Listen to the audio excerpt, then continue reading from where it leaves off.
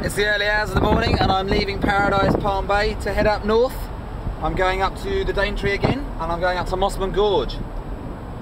I don't know if I'm looking forward to today or not, because I believe there is a rumour I'm going to be doing a bush tucker trial. And all I know about that is the word witjuti. A witjuti grub, which lives inside dead bark and dead trees, is about 4 inches long and full of what I can only describe as white pus. We'll see if I have to eat them later, but with National Geographic working here, I imagine it's going to be something pretty similar to that. It's a beautiful day, it's about 26 degrees already, and it's only 8 o'clock in the morning. I can't wait to get up there. I really can't wait to get up there. Oh God, I don't want to get up there. I'm gonna eat a witjuti grub, mummy! Just a short drive this morning, coming up the coast, headed inland from Port Douglas, and I'm now here. I've come up the Mossman Gorge. There's spectacular scenery all around, mountains and rainforest, and I'm here at the Kuku Yalani Dreamtime, which is where the Aborigines live. There's an Aboriginal settlement behind me, and I'm going to go and find out a little bit more about some of the traditional things, like blowing a didgeridoo.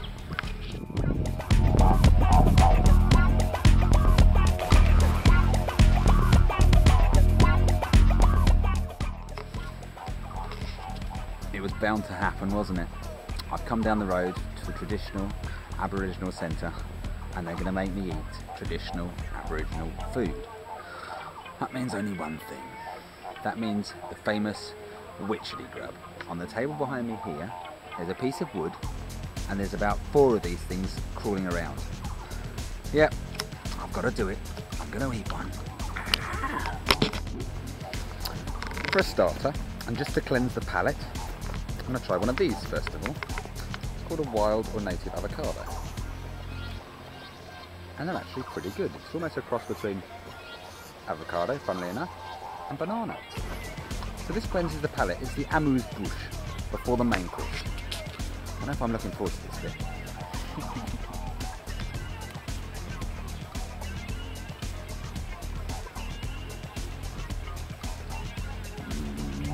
Yum, yum, yum. This is the bit that I've been waiting for. This is the bit I knew was going to happen at some point when I came to Australia. And this is eating one of these, the witjuti grub.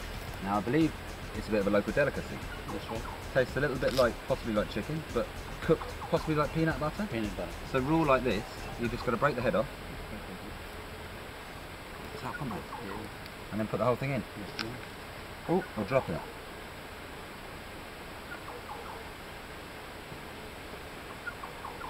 Doesn't taste of anything. It's actually not as bad as I thought it was going to be. I was expecting some really repulsive flavour. Apart from the bit on my chin, which I'll obviously save it for later. It's not so bad. I won't put it on my starter list, but I definitely can now say that I've had one. And hopefully you got that in one take. So for all of the doubters out there, I've gone and done the original bush tucker trial. I've had the green ants. I've had the little avocado custard fruit. I've had the witjuti grub. Howard, how did I do? You think it was alright? Yep. And I did 2, I didn't do 1. No. Job done. Just need some lunch to wash it down with now. There's some pretty versatile things here in the rainforest as well. This, as everybody knows, is the mud, it's the ochre. It is used for traditional Aboriginal painting and for face painting. And then this here is a soap plant, and what happens when you get some of the leaves like this and you mash them all up, it makes this natural foam, making a natural soap which you can then clean your face with. And then on top of that, when you strip the bark back, this bit here, it smells just like deep heat. You know that funny smell you get in men's changing rooms? Yeah, it smells a bit like that, but it's a much nicer environment obviously out here. So I'm clean, I've got my face paint off, and we're off to the next bit. There are a few more things that are slightly more offensive to human beings than just the witjuti grub. This bright leaf plant, which you can see behind me, is the stinging plant. Now these are a little bit more dangerous than the ones you get in England. Those ones probably sting you for maybe half an hour at the most if you don't rub them. These things have got tiny little microscopic, almost like fiberglass strands on each leaf, underneath and below and down the branches. And if you rub against these can irritate you for sometimes 6 to 7 months after you've actually been brushing against it. There's even reports of someone who 13 years later is still suffering from them in his arm. So I'm going to take you very carefully and very closely up to this little leaf. That thing there, you don't want to be messing with too much.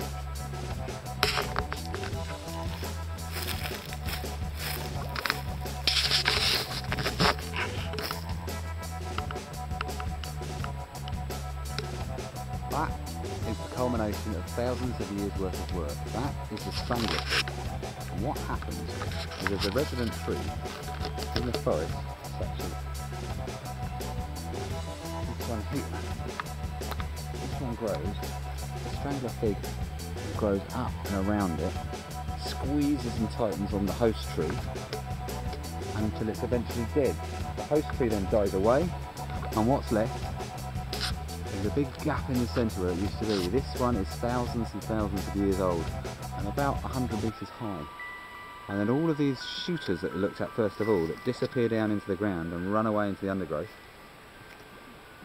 can go for nearly 5 kilometres off into the distance.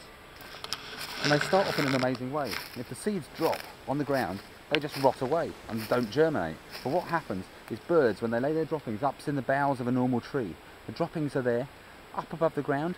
The droppings then break away, leaving the seeds themselves grow. And that's how the strangler vine starts, from right up there, and sends its shooters all the way down to the ground. There's some amazing things here in the rainforest.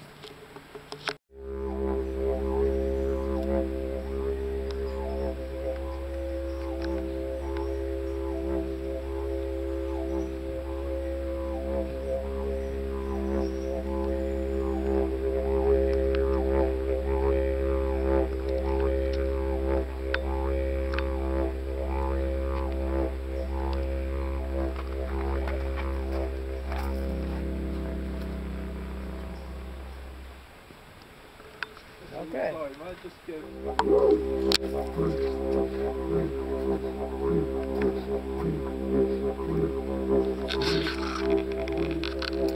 That's a demonstration of how to circular breathe, something I have tried, failed at.